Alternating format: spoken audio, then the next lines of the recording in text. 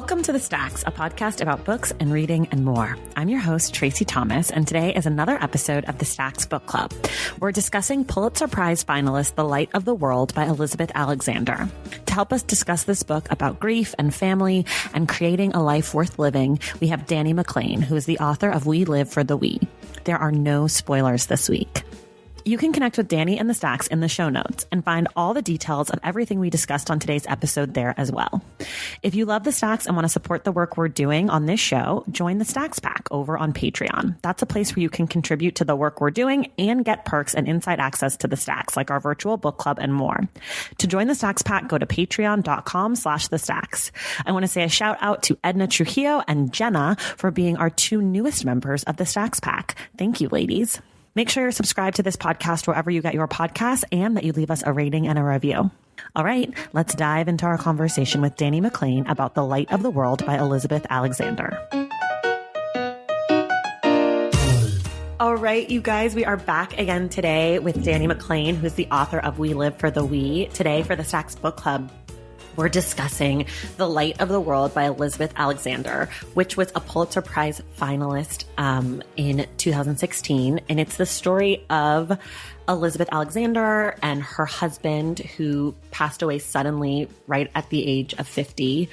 And it's an incredible book. Elizabeth Alexander is a poet, but it's a memoir written in prose, but it has a lot of poetry in it, in her writing. And there are not spoilers today necessarily, but we're going to talk about the book in detail. If you didn't know the book was about her husband dying, that's pretty much the only spoiler in the entire book. But if you want to read it first, I highly recommend reading it. If you want to read it after, that's fine too.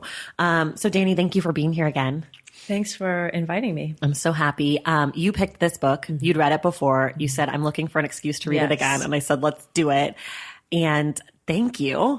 This was such an amazing book. You're welcome. I'm glad you enjoyed it. I loved it. I mean, usually we start with like, what did you think of this book? Mm-hmm. But what do you think of this book? Yeah, I love this book.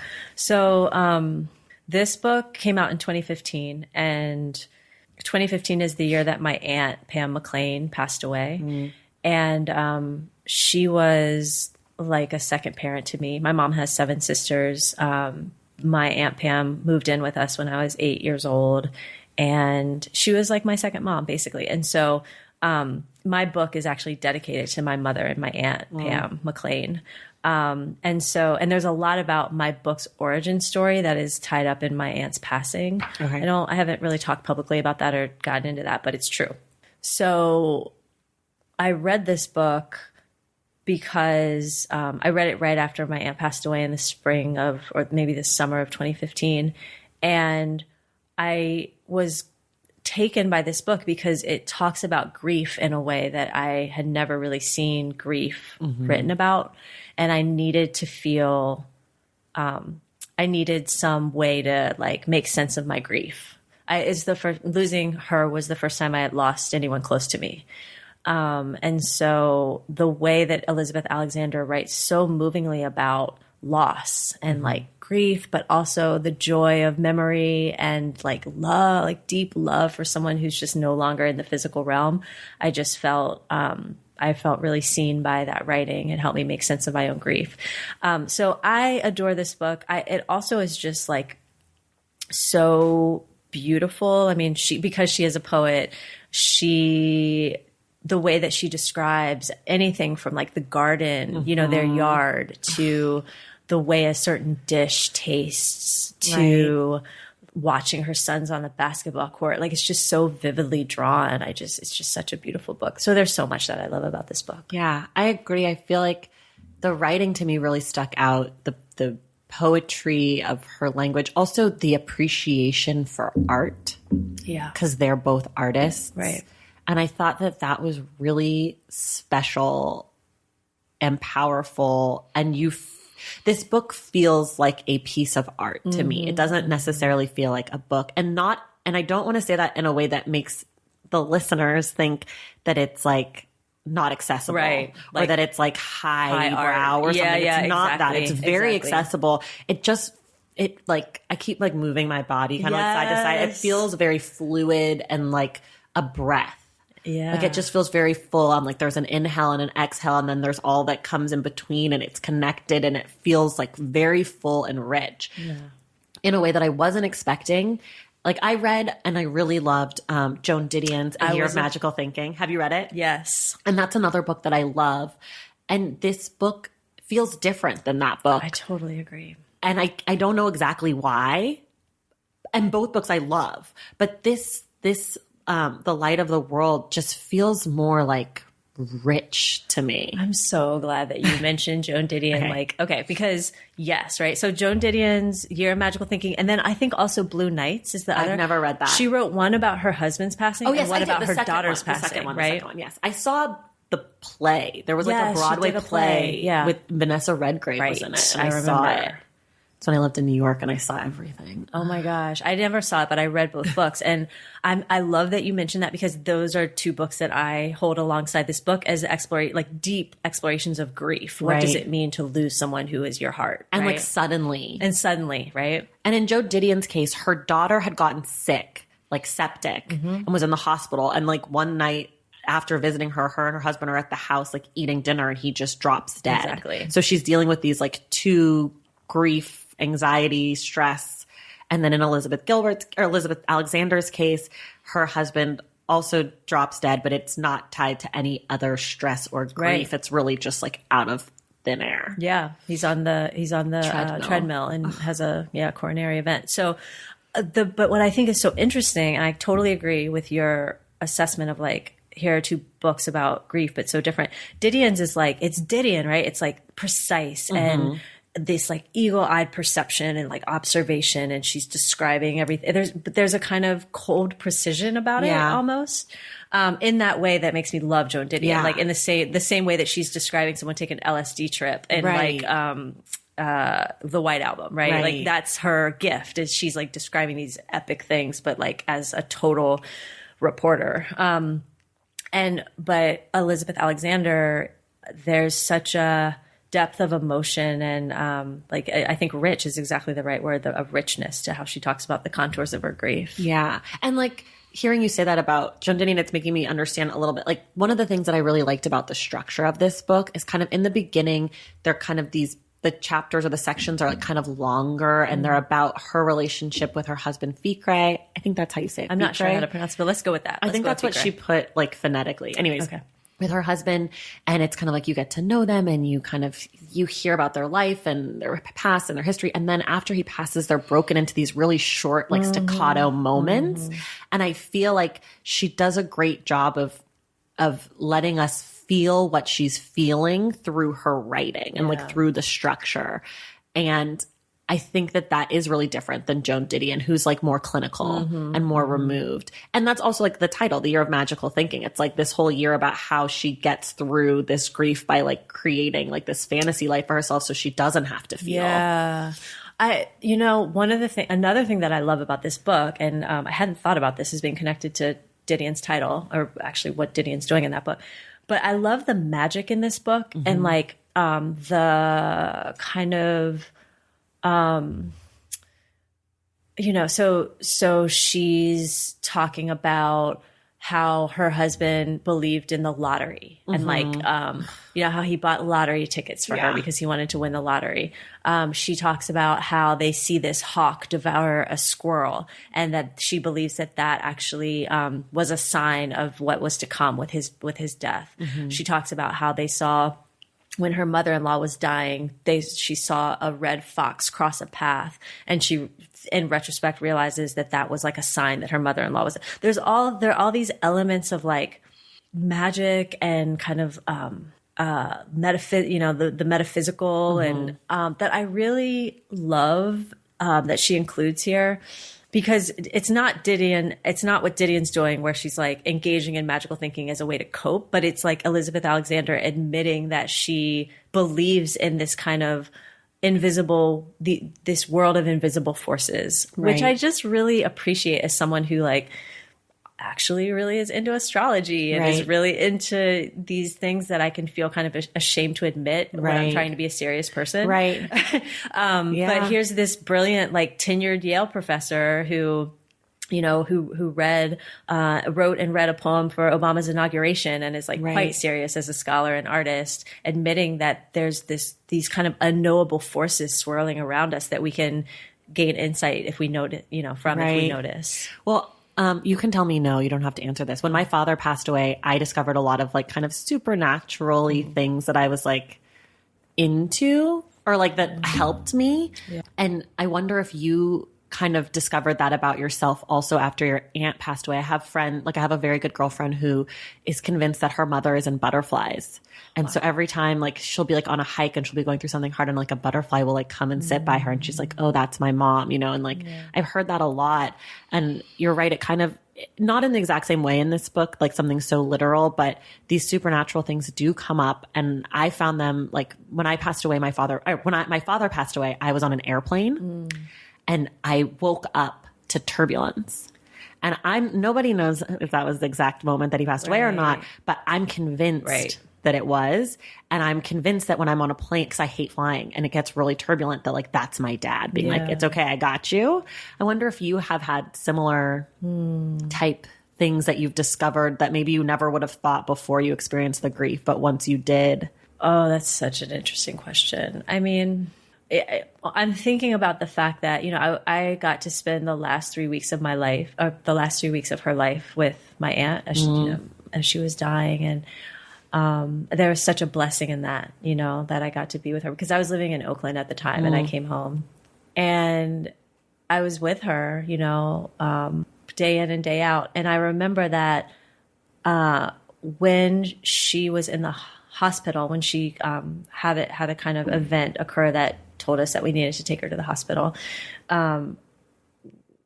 Eventually I left to go get some things to bring them back to the hospital so that I could be there for the night. And the moment I pulled in the driveway, my mom called to say she's gone. And I've always read that as like, my aunt didn't want me in the room when she passed. She didn't want me by her side. I've heard that too, that like, people will wait until certain people are present or away before they transition. And I really believe that. I think that she just didn't want me there when she passed away. So yes, there are certain things that I feel, and like no one can tell me different too. Right. You know what I mean? Like I don't really care your opinion on like, well, the science says like I don't care. The wolf or like the fox and it's like, sure, it could be or not. Like that's not actually important, but it's something that's like comforting and also like maybe makes you feel more grounded in all your grief. Yeah, I think that's right. But yeah, I remember, so before my dad passed away, my mom's really good friend, she had lost her mother and she'd like done a lot of hospice stuff and all this stuff. And so she gave me this book that was like about like telling your loved one it's okay to go or whatever. And I remember, even though my dad was really sick, I remember being like, this book is like such a joke, whatever. And then as soon as my dad passed away, I was like, this book is the most profound thing I've ever read in my life. Like this has to have been true. Like my dad actually, this is like kind of a funny story, but he passed away the same day as Whitney Houston. Oh, wow. And my dad was always late. And I wasn't home. I was on my way home, but my mom said that like that night before, that morning, he like woke up and was like, I gotta go meet somebody. I'm late. I can't be late for this, whatever. And my mom was like, and then she was like, after my dad passed away in the morning, and then like later in the day, the news came out about Whitney Houston, and my dad was like, and my mom was like, he was literally going to meet Whitney Houston. Like the only person he would ever be on time for is Whitney Houston. Hilarious. Like truly, what a joke. We're all idiots. He was just waiting. Like it wasn't me being like, it's time to go. It was literally like Whitney Houston's waiting for me. I got it. It's time. Now's the moment. But I do truly believe that he was waiting for Whitney Houston. Yeah. Like 100%. He knew. He was like, I get to go have a concert with Whitney Houston. Yeah. Like, see you all later. Right. Yeah, and I love that her book gives us permission to like remember those things in our own lives and feel justified and and hold on to those moments. Yeah. One of the things that's also really beautiful and kind of supernaturally is the son, Simon, takes Elizabeth with him to heaven to see the dad.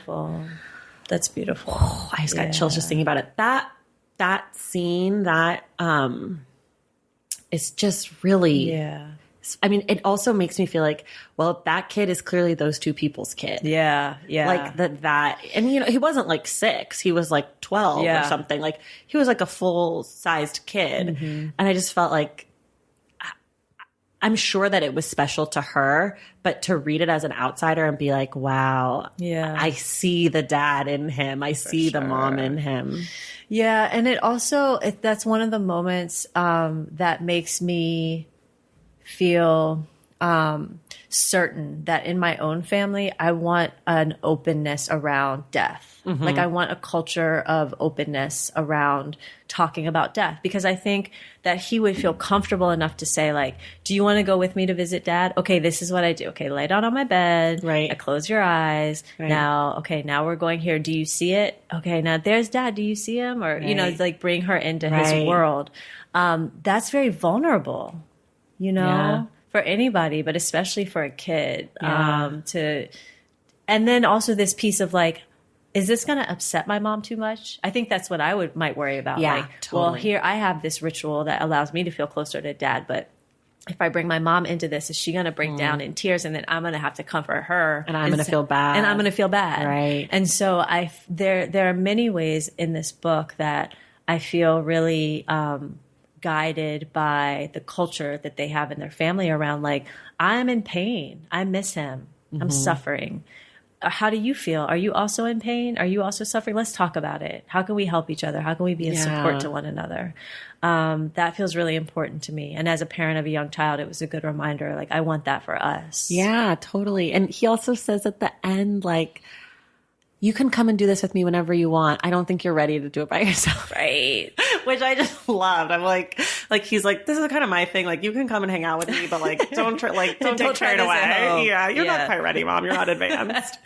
But it's true. Like there does feel, and maybe it's because the children were there when he died and they saw him, and like, it was like a communal moment, right? It wasn't like they were at school and they came home and dad was just gone. Like that trauma was shared. Yeah, shared and not closure, but like, shared, I guess. Just like something that they all saw and dealt with. Yeah.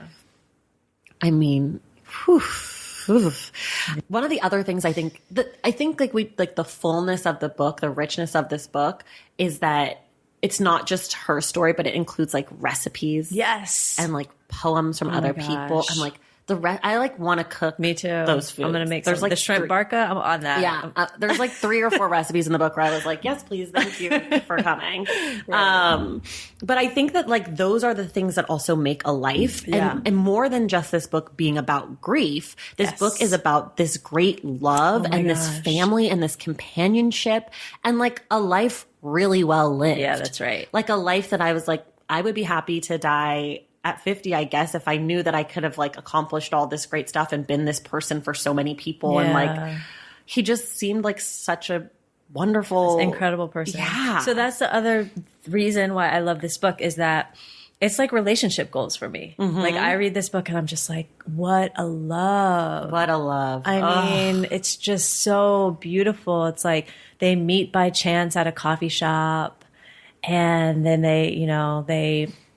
he shows her his art studio, and they just like fall in love with each other's stories. They meet each other's friends, and it feels like family. Right. And they have these elaborate dinner parties. They just take such joy in food and conversation and having a house full of people they love. And they believe in each other fully. And it's just that was the other reason I wanted to reread this, because I think in some ways it's like an antidote against cynicism about relationships, about romantic love. And my book touches, I feel like my 3rd chapter about family and about so-called single parenthood, like there's a way in which you can read that as like a pretty cynical take on love relationships. I don't know. I mean, it's much more than that. It's a lot more than that. Yeah. But I think reading this book is like it's a great reminder that, that like, really complex, nuanced, fun, joyful, romantic love is possible. And that there can be a lot of joy in creating the culture of a family, that you can be like living your life and enjoying your books and making your art and making your food. And then you find someone with whom you share these ideas about what makes for a good life. And I just appreciate that she lays it out on the page for us. She invites us into all the ways in which they so enjoyed each other. And she says, I think they were together for 17 years, married for 16 years, and that she takes us through the kind of evolution of their relationship, and that even though it ended too soon, there's so much that they were able to do together and make together. Yeah, and like there's a section where she goes through like 16 Easters, 16 Christmases, one feast of the seven fish, like this and like chronicling a life in events and like shared events. But that was a really special section. There were a few sections. I take notes when I read for the show, and there are a few sections where I was just like, wow, page 9. Like, yeah. Amazing. Page 10. Then I went back to look at the notes last night before like taking down my notes. I was like, I have to go back to read all these pages because I have no idea what wow 9 means. But and the other part of this, of their shared created world, is that they come from two very different worlds, which she talks about a lot. Like, what are the chances that we would have come together? What are the chances that, this man from Eritrea and this woman from Harlem, and that they were born like 2 months apart, and they find each other and they know right away. Yeah. Just like really magical. Yeah, it is. Really it is. magical. And she takes such care with like explaining. It's interesting how she writes about him as like, he was a refugee who had to leave home as I think a teenager, and English was like his fourth language because he had learned all these other languages. Right. And he ended up speaking like 7 or something crazy. Yeah. But he had, had to live in all these places because Eritrea was war torn, and his mother sent him away. She handles like the telling of his story and like the geopolitical forces surrounding his story was in such a delicate way, so that he never becomes, I don't know, there's just you somehow see him as a full person. You don't see him as defined by that refugee experience or, defined by being this chef, right? Or defined by being a visual artist. He somehow she brings him to life on the pages, being all of these people and encompassing all of these experiences. And it's just such what a tribute, what I mean? Like, I'm not sure if she set out for it to be that, probably on some level, but like, what a beautiful tribute. I think, I wrote my book thinking like, someday Isabel will probably read this, and I hope that she feels good about what she reads. Right. And there's something satisfying in that. And I wonder how Elizabeth Alexander feels having read this. Does she feel like, yes, I poured what I could offer, to this beloved man into this book? Because if so, that must be such a satisfying feeling. Right. And I wonder if her sons have read it or if they will read it. Yeah. And what they'll think. It's dedicated to them. Right. I'm sure they will. Don't you think you would want to? They're like, I was trying to do the math. They must be nearly grown now, right? Because if they were like 12 and 13 and this book came out 4 years ago. Oh, no, they're teenagers, older teenagers. Well, I think the older one, now, 2019, came out in 2015, but he died in 2012 or 13, right? Yeah. So they're older. They're like 20s and 18, 20, I don't know. But I in my version, there's like a little afterword where I think she does mention that she hopes that they would read it one day, or, she talks about how she took a year off from teaching to do the book, like a sabbatical to write the book. And I don't know where I was going with that. But anyways, I think she mentions that maybe they have read it, or that she hopes that they will read it. Yeah. Valentine's Day is upon us, and I've got love on the brain. Love for books. Duh, of course. Hello. Did you forget what podcast you're listening to? I love bringing you all great reads, exclusive author interviews, and behind the scenes book gossip. But I can only do that with your support over on Patreon and Substack. Our Stacks Patreon community, also known as the Stacks Pack, is where you can go for book club meetups, a private, very active Discord, and a year-long mega reading challenge to help you achieve all your reading goals. Plus, you also get that monthly bonus episode. Now, over on the Substack, you can subscribe to my newsletter, Unstacked, where I keep the book conversations going. I also give you a healthy dose of sports and pop culture, definitely some hot takes happening over there. And again, that bonus episode. If you don't have a few dollars to spare, don't worry. There are free options on the Substack and the Patreon to get you a little extra Stacks magic. Making this podcast is a total team effort, and by supporting my Patreon and my Substack, you allow me to support my amazing team that makes the show possible every single week. So if you or your friends are looking to meet other book lovers and support this indie podcast, come hang out with me on Patreon, Substack, or both. I would love to have you. And since we're talking about love, you can gift subscriptions to the Patreon and the Substack for that special reader in your life. For the Stacks Pack, head to patreon.com/thestacks. And for the newsletter, head to tracythomas.substack.com. And also, there are links to both in the show notes. Okay, see you in the Stacks. Kind of to tie this back into your book a little bit, you mentioned it, like the single Black motherhood. Yeah. Obviously, in this case, in the case of Elizabeth Alexander, it kind of happens to her. Yeah. She goes from being in a partnership and raising two children to being a single mother. But in your book, one of the things that stuck out to me about single Black motherhood was that its relationship to the patriarchy and how it's like almost a safe space from patriarchy because it's so multi-generational and womanal, female. Matriarchal. Yeah. Matriarchal is definitely the correct word. I was with you. I like womanal though. I like womanal too. It's not a definite no on womanal. But what do you like? I don't know if you have thoughts about if it matters or if it, not that if it matters, but if it changes how the relationship to patriarchy is changed by the way in which a Black woman becomes a single Black mother.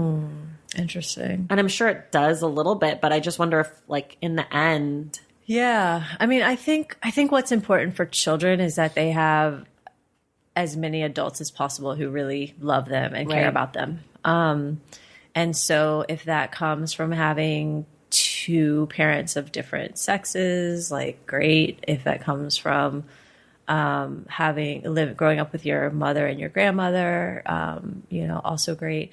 I write a lot in my book about the importance of extended family. I didn't grow up with my father.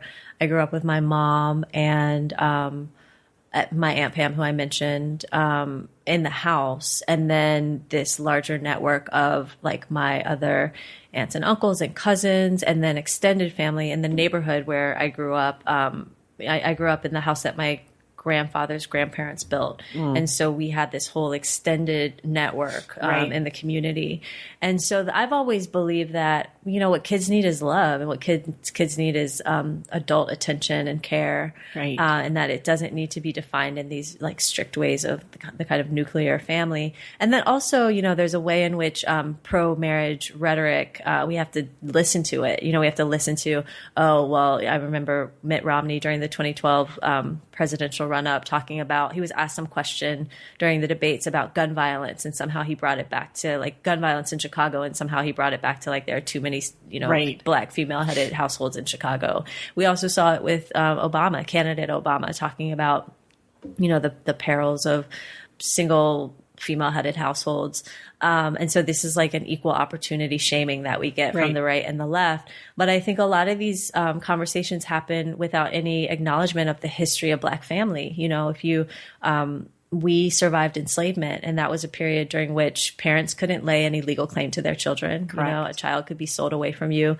You might fall in love or want to be a life partner with somebody, and that person could be killed or sold away from you. So these kind of kinship ties have always been tenuous, and we've built family in the best ways that we know how. And so I think in some ways, when we look at our family structures today, there, you know, we have to look at that in the larger historical context.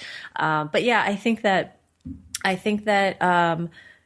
growing up when you don't have to watch these kind of like power relations play out among your parents, you know, between your parents, where you're watching your mom cower because your dad says like dinner should be on the table, or like your mom's telling you like, wait till your father gets home, or like you're kind of like growing up surrounded by these ideas about who has power, who doesn't, whose needs matter more than others. I think that that's very dangerous and toxic. And so I'm happy to be, you know, in a trying to raise my child in a situation where her father is very present as a co-parent, and like they have a lovely relationship, and he and I have a great relationship too as co-parents and friends. But I think in a lot of these conversations, it's just assumed that marriage is the ideal way to raise a child, and sometimes we have to think more about what's actually going to work for the adults and the child or children in that situation. Right. And so with her, I mean, with Elizabeth Alexander, like it's only loss, right? It's like nothing's gained by her husband being gone. It's only deep loss and sadness. I just wonder how that changes the way that she approaches parenting. You know, like if it feels like she's trying to hold space for him and that male authority, or if, I mean, I'm sure it's probably a lot of things, but I read these books back to back. So of course your book informed my thinking about this book. And I was thinking kind of like, you know, how does becoming a single parent through loss, how does that shape her relationship to parenting and to the greater idea? Because, you know, she does then become a statistic, right? She does then become so true. a single Black woman leading her household. Wow. I hadn't even thought about that. It's true. And I don't know what it means, but I feel like there is this element, and her kids are older, but it's two boys. You know, she has two sons. You have a daughter, which probably, you know, there's that dynamic too, that is probably different. You know, you, like you mentioned, your father wasn't in the home where you were raised, and you were raised by your mother and your aunt. So like you're a very matriarchal line. And I wonder, I don't know, it just brought up a lot of questions for me about how we look at single motherhood and if some form of it is legitimate, right? Or not. Like yours in your book kind of feels like a choice that you and your partner ended up making versus like if he had been taken to prison. Right. Or, and I do talk about that. You know, like that there's all these different ways that Black women can choose or be forced into single Black motherhood. And I don't know. It like, because it is so stigmatized and because there is so much pressure for marriage and that it seems like a failure. That's right. That's so interesting. There's just so much. I hadn't even thought about that, like looking at this book through the lens of like, oh, Elizabeth Alexander becomes an unmarried Black mom. And so like, how is she affected by the stigma? But I think one thing that's really lovely, there's this scene in the book where, you know, I think again, it's a dream. I love the role that dreams play in this book, but I think it's a dream. And then she wakes up and she has this dream that her husband is in some way. And she wakes up and she knows like, he's not in this house anymore. We need to leave this house. And so then she picks up her sons and they leave New Haven and move to New York City. And there's this beautiful scene where, you know, someone has, thrown them a party, like a welcome party. And so here's their community, right? Like here's their New York community welcoming them there. And so you get to meet like, you know, who we assume will become the people who are part of the daily fabric of their new lives. Similarly, like she does such a good job of showing in New Haven that while they have this beautiful nuclear family, they have, you know, their friends that come over for dinner, and they, you know, her, you know, Alondra, like, I love that she's like naming all these famous people and using just their first name. Like, oh my God, is that Alondra Nelson? But yes, they have this, you know, their friends come in and out. They have their New Haven neighbors and people who are part of the Yale community. But I think it gets back to this idea, what I was mentioning earlier about community as being so critical when you're into family life, really, no matter what the structure is, right? Like I'm a single, you know, an unpartnered mom. And so it's like critical that I have other adults around me, from my daughter's grandmothers and grandfather and aunt and, you know, my friends, it's critical that I have these other adults around me. But I think even if I were partnered, like I still would want us to be part of a rich community because that just makes everybody's lives better. Totally. So I think that's, I think I didn't even, apply that. I hadn't even thought about Elizabeth Alexander as a single mom because she immediately, when she decides we're leaving this house, he is no longer here. They're ushered into this new community that awaits them with open arms. Yeah, it's true. Her life does feel like very full of humans. Oh my gosh. Doesn't it? It's like there's so many sister friends and she has a brother, but her parents were only children. So there's no aunts and uncles, no cousins. And it just feels like she comes from a family of like a million people. Right. And he did. Fikre had a lot of relatives, but all over the world. Yeah. And that's the other part about this book. It's like so, I mean, she mentions the diaspora probably 500 times in the book, but it's like they come from one place, they come from another place. There's family in Oakland, there's family in Paris, there's family in Italy. There's like this, I don't know. I mean, that's the thing about Blackness that's so amazing is that it's so vast and it touches so many places in the world. And it's not like being Irish where you're from Ireland or like maybe you went to England or maybe you went to America. Like it's like you can be Black and be anywhere and be rooted there and connected there, even though, of course, we didn't start out being rooted there. Right. But like now that you can belong in these places and like, I don't know. I just thought that was really special. I love that. Like it was like it was not practical. It was like a really, what's the word I'm looking for? It was really nice to see the diaspora in a family in that way, as opposed to like in your mind, like I know Black people are everywhere, but like being like, this guy speaks Italian. Yeah. And like he cooks Italian food. He also cooks food from like all over and he has his own like mix. And I think in the beginning it's like, oh, is this authentic food? Yeah. And he's like, well, I mean, I made it. Exactly. And like it comes from my experience. And that is like so Black to me, right? It's like, what does it mean to be Black? I don't know. Like I'm Black and I'm living it. Yeah. Right. Yeah. No, I think that's, another reason why I love this book. There's this part where where do they go after her husband passes? Do they go to Italy to visit friends? Maybe. She takes the sons someplace and it's like they're dear friends. And of course they miss, her husband, but she writes about how she gets her first deep sleep since he's passed. Yeah. And I just love that. Cause it's like, and she's talking about like, we're having our like tapas and aperitifs or whatever, like they're having their like little beautiful snacks out on some sun-drenched patio. And it just sounds so like lovely. But then, she's like, I was able to actually get good rest because I was among people who were holding me and I felt safe and held. And then there's like an earlier scene when she's describing, when, she and her husband, before they're married, when they first meet and she's still living and teaching in Chicago and he comes and visits her and they have a dinner party and her friends are like checking him out and then get on the phone with her parents. Right. And they're like, okay, this is the man. This is how he loves her. Like stamp of approval. But I love these scenes because it places them in different parts of that diaspora that you're talking about. And we see how they just fit so perfectly. Right. That there's always a community there. Yeah. Like that there's always a sense of belonging, which I don't know that I feel that in my day-to-day life, that I like belong in a lot of different communities. But then when I think about it, I'm like, I do have communities all over, not international so much.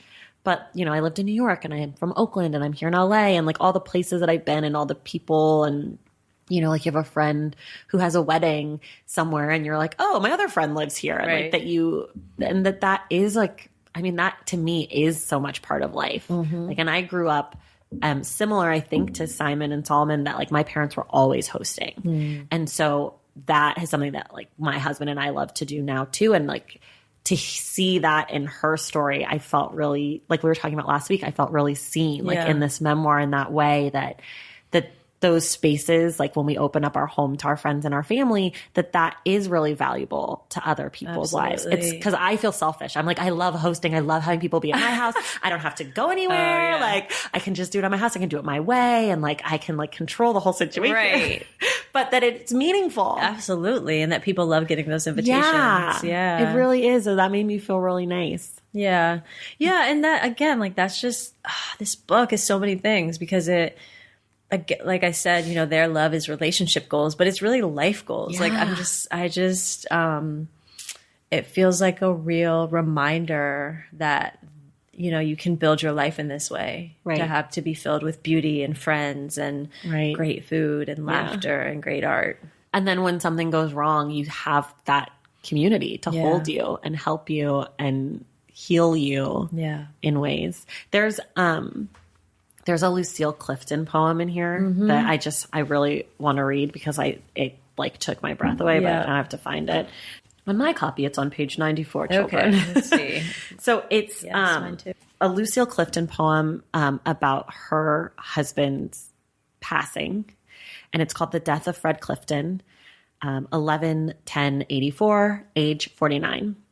And she says, I seem to be drawn to the center of myself, leaving the edges of me in the hands of my wife.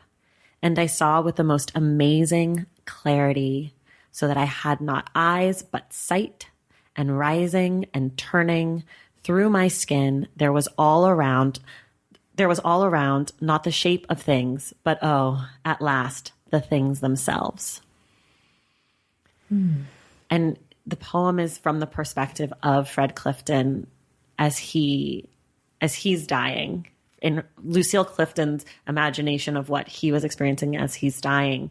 And I'm like not really a poetry person. I'm new to poetry. And that one really just like landed for me. Like I was like, whoa, okay. Yeah. No, it's lovely. Yeah. I mean, I think,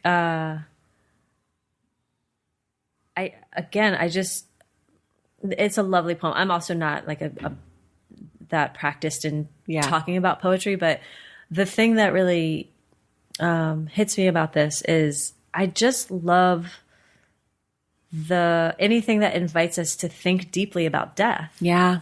You know, anything that gives us permission to acknowledge whatever emotions come up when we think about death, whether that's fear or like release, you know, a kind of longing for that freedom and release. Because I think that's not something many of us feel permission to do. I think, you know, a lot of us deal with death as something to be afraid of. And so it's something not to talk much about. And so I really appreciate all the ways in which Elizabeth Alexander is like inviting us into different people's perspectives of death and what it felt like, what it meant for them, how it changed their lives. Right. And like in this poem, it also feels like a communal event, right? That like he sees his wife, and as he pulls inward, there she is and there they are. And that, you know, as he's leaving, he's not alone. And I thought that was really, really powerful. And you're right. Like we have this fear around death. And I think some of it is like the unknown and not being in control and all that stuff. And I think the other part of it is the grief and the sadness and that people don't want to talk about death because they're worried that someone else might get upset. Yeah.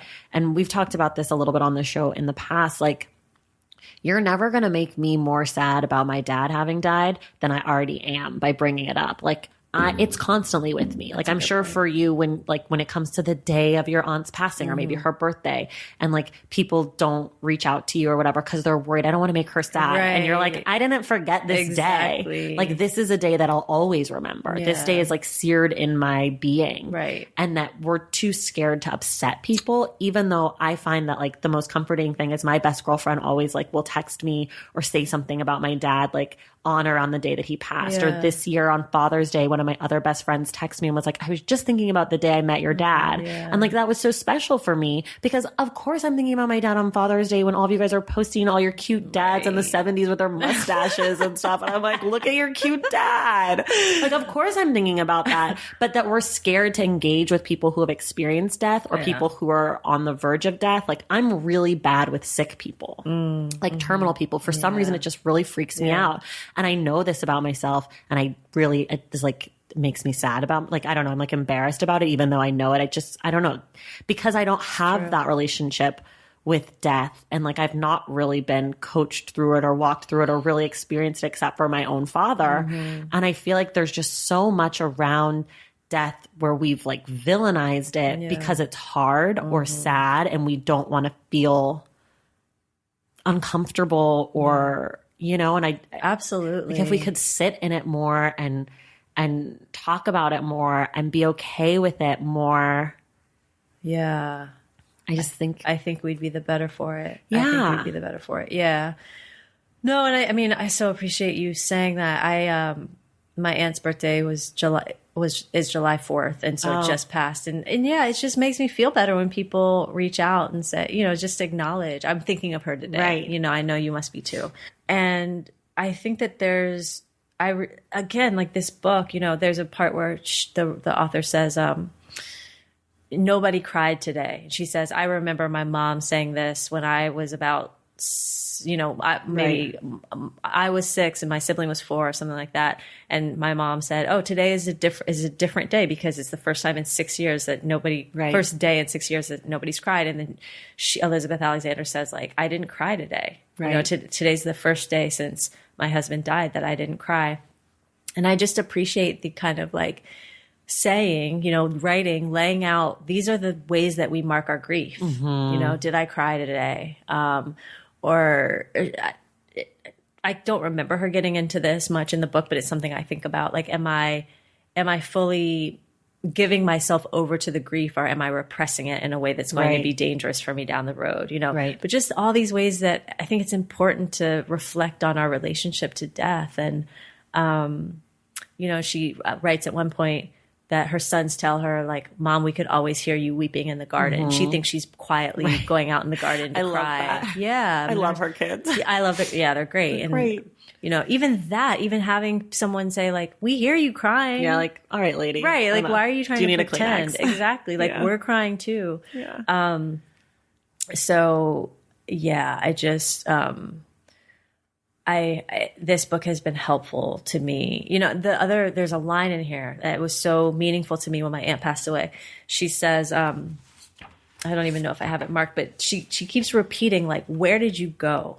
Where did you go? And I just remember having that question in my mind too. It's very strange when someone dies because you can still feel their presence, but then, you know, for a while you can trick yourself into thinking they're just away on a trip or whatever. And it's like, where are you? Where is your spirit? Where does it reside? Is it just swirling all around me now? Is it off in some other far corner of the universe? Like, and I just, and I think the line is something like, where did you go? I thought that we were all you needed. Almost this sense of like abandonment. Right. Because I was part of it too. Yeah. Not like a blame, but just like, you left. This is sad. This sucks. Yeah. I wonder, you mentioned that you hope that you'll have like a space for death in your own family. Do you have any ideas of how you will do that? I don't really, because even, you know, we'll talk about like my aunt being, you know, my daughter will say like Aunt Pam passed away, right? Or she'll talk about, but she doesn't know what that means. And I don't know how to really talk about it with her because it is such a mystery. How do you choose to verbalize what that means? Right.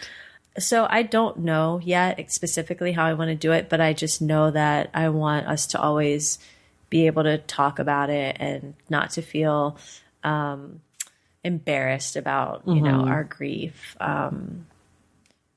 So I think it'll be another, you know, just like with this book, I had a ton of questions about being pregnant and parenting. I think I'll learn by just asking people who seem to do it well. Right. Yeah. Because that's also such feels like such a private thing that I wonder, like, how will you know when other people do it well? Like, it's, even if your home is a place where you talk to your daughter about grief, like, I wonder if people would know that if they came into your home for dinner, you know, like, it just, I wish that it was like something that we did talk about and like could talk about. I don't know. Maybe I'm just going to start talking about it more. Yeah. I have to say, on this show, we've had like 3 or 4 episodes this year about grief or like related to death or terminal illness and stuff, which is our 2nd year, but it's really, that was not something we talked about at all last year. And I don't know why this year, I don't know if it's like my guests have been really into it or I've wanted to talk about it, but I hear so much feedback from people like that it is valuable to hear about and talk about, which I mean, that makes me feel nice. I always feel nice when people tell me that they like what we're talking about on the show, but specifically around grief and like very different books about it. Like we talk about it a lot. We talked about it a lot. A few weeks back, we did a book called The Unwinding of the Miracle, which was by Julie Yip Williams, and it's her memoir about dying from cancer. Yes, of course. And so that one obviously is like really in your face. Yeah. And that one was a lot about like what it's like to be dying and to deal with that. But in this book, it's so much more about like, what does it mean to survive and be the one who lives and carries on, and how do we do that and hold a place for someone who's passed, but also, you know, continue creating the world that we live in. It's just like so much. It is. And I think it's you know, like it's so invisible. Like there's no space in our culture for letting people grieve. Right. So especially if like you didn't lose a parent or your partner or something, like or your child or someone very child. close. Because I remember after my aunt passed, just being like, I actually need some time. Right. I need some time here. Like I'm not going to work. And luckily I was in a flexible working situation and they were understanding. But I think we need these conversations because we need to create more of a culture around letting people grieve and acknowledge that it's like a serious process and that it doesn't finish, you know, in like a week or something. After the memorial service, you're not kind of done. And I also think that there's a way in which like people are dealing with grief. This isn't related to death necessarily, but I think in the years, like given our current political situation, there's a lot of grief that we experience because we hear these reports of 8-year-olds caring for 3-year-olds and, you know, detained at the border. And we're like, how is this a country where I live? And what do I do about it? And I think there's a way in which after the election of 2016, people entered a period of grief. And so I think that there's a way that we just need to talk more about the grief as a legitimate emotion that we all experience, you know, for different reasons, and that what are the ways that we can help each other through. Yeah. Now you have me thinking about other kinds of grief besides like passing. But yeah, there's also, I mean, there definitely was like a sense of like mourning after Trump was elected and inaugurated for the Obama presidency. Also like what, you know, and I think obviously that same thing was true like when JFK was assassinated, not just a mourning of his life loss, but also the loss of the ideas of his, you know, future for America. Yeah. And when the present situation is such a backlash against what so many people felt excited about. Right. Exactly. How do you make sense of that?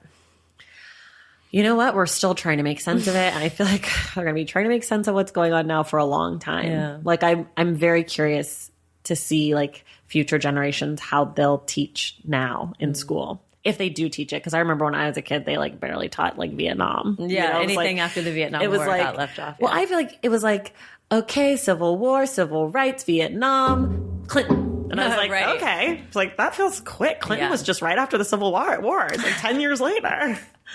But I hope, I mean, like I'm sure there will be like millennium history, like in colleges where it'll be like 2000 to 2020 and like, what was this time? And like that it ended, you know, with the 2020 election, fingers crossed. And like that's like the ushering of a new era, you know, like from 9/11 to Trump, right? I feel like that'll be a history class for sure. Right. and like the rise of white nationalism and like the progressive left and like, I don't know. I'd take that class. I would too. Someone teach it. Yeah, it's being taught. It's being taught right now, or it's getting created. So before we finish up, I always like to talk about the title and the cover. We have two different editions. You have the hardcover, and I have the like paperback. It has the Pulitzer sticker, and they're actually pretty different. But I think, is the art on yours also by Ficre? Because the art on mine is. It says that the cover painting is Ficre's. Yeah. Jacket painting, solitary boat in red and blue by Ficre. Yeah. I feel like even I'll link to pictures of both so you guys can see it in the show notes. But I feel like even the pictures on the cover of our books are like pretty different looking. Very like they don't look like they're by the same artist at all. Okay. Yours have the angels that she describes at some point in the book. Yeah. But was the boat described in the book? I don't remember I don't remember that either. Mm-hmm. But you're immediately introduced to, she writes so much about his color palette. His colors. Where the colors came from, that she can see, you know, touches of his mother's kitchen and the landscape in Eritrea. And it's, so both of our covers, you know, give you a taste of that, these rich colors. And on your cover, it's do you remember the context in which she's talking about the angels? I don't quite remember the context. Me neither. It's also just another nice tribute to him. You know, like, I mean, I think that of course she would do it. Like, it would seem crazy to have anything else on the cover of her book other than his art, but it also feels really nice that it is his art. It feels right. I'm so glad you brought that up because I had never even checked to see who did that art. I am very curious to see an image of him. I haven't searched the internet. Did you? I did. I Googled her and I saw him. Yeah. He was handsome like she described. He was handsome just like she described. They looked very happy. He did have a great smile. Like, all the things she said were true. His bald head. What about the title? The title, The Light of the World. Well, I mean, so you don't have to get very far into the book to see that, or to understand that he was the light of her world and of their family's world. And so that just kind of tells you, there's not a lot of complexity in the book around, like, I think there's one sentence where she says, of course we had our challenges like any married couple, but for the most part, it's like the one moment that you get even a hint that they had any kind of marital strife. But, I think the title tells us straight up, like, I'm about to tell you about this incredible being who I had the privilege of knowing for 17 years. But it also... It's in the epigraph. Yes. I think in all three of them, it talks about that. Yes. But then also the second one, the "Oh Beauty, You Are the Light of the World," that's what's on his bench at his memorial or his gravestone. And that comes from a poem by Derek Walcott called "The Light of the World." And I believe Derek Walcott was her mentor. Oh, really? I think at some point she talks about him being her mentor. Yeah. I like the title a lot. I think it's very straightforward. I think the book, as artistic and beautiful and complex as it also is very straightforward. You know, and I think that the title is really good. My only thing about the title and my cover with the angels is I thought it was going to be like very Christian-y. Oh, interesting. And it's not. No, not at all. But like, it kind of like the light of the world and like seeing the angels, I was like, is this going to go into like a very God place? I could see how you think that. Yeah. But your book looks totally different. And so, you know, I do think it's interesting. I know you're not supposed to judge a book by its cover, but like a cover says a lot about really a book. Does, it really, really does. And I think that like when you get it right, it can be so important. And when you not even just get it wrong, but when you just kind of don't hit it right on, it allows the reader to like go in with a lot of like, I wasn't super excited about this book based on this cover. Yeah, I can see why. Like the cover's kind of just like blah to me. But once I got going in the book and then I looked on the back and I saw it was his art, like it clicked, but I still was kind of like, eh. Yeah, it's funny. I hadn't given that much thought. So I am part of a book club. I do want to mention this.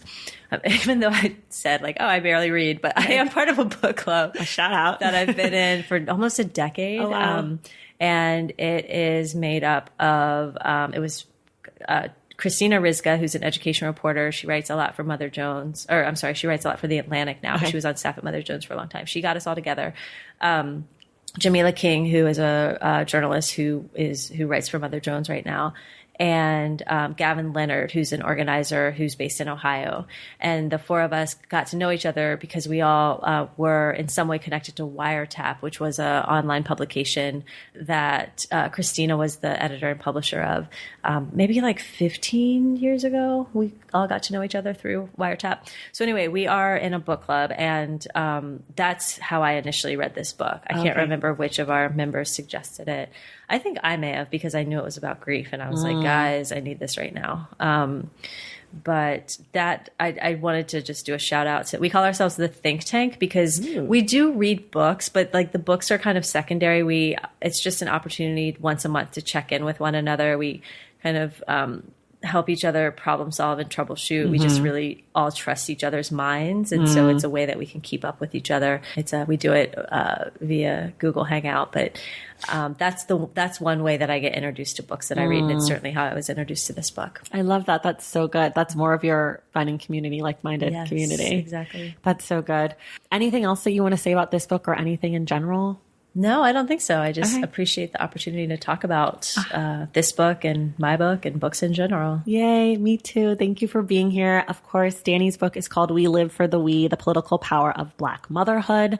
It's out in the world. Go get your copy. And then the book we discussed today is The Light of the World by Elizabeth Alexander, which, as we mentioned, has been in the world for a few years. So go check that out.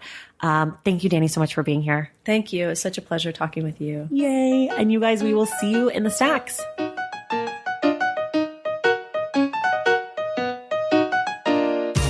That does it for us today on The Stacks. Thank you guys so much for listening, and thank you to Dani McClain for being our guest. Everything we talked about today can be found in the show notes. For more from The Stacks, follow us on social media at The Stacks Pod on Instagram and at The Stacks Pod _ on Twitter, and check out our website, thestackspodcast.com. To join the Stacks Pack and get inside access to this show, go to patreon.com/thestacks. Make sure you're subscribed to the show wherever you get your podcasts, and if you're listening through Apple Podcasts, please take a moment to rate and review. Our graphic designer is Robin McClain, and our theme music is from Tegirigis. This show was created and produced by me, Tracy Thomas.